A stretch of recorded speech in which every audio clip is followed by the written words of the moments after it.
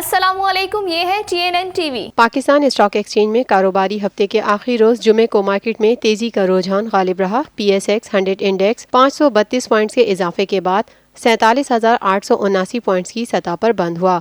Market का आगाज मुस्बत जोन में हुआ। आज कारोबार के आगाज से कारोबार के अख्ताम तक मजमूई तौर पर 362 कंपनियों के हिस्स के भाव का कारोबार हुआ, जिनमें से 231 कंपनियों के हिस्स के भाव में इजाफा, 104 कंपनियों के हिस्स के भाव में कमी, जबकि 27 कंपनियों के हिस्स के भाव में कोई रद्दोबदल वाक़ई नहीं हुआ। मार्केट माहिरीन का कहना है कि मार्केट में उतार चढ़ाव का सिलसिला आइंदा भी जारी रहेगा। देखते रहिए ताज़ा तरीन खबरें और exclusive reports. Lotus Lake Towers, a groundbreaking endeavor by Lotus Properties.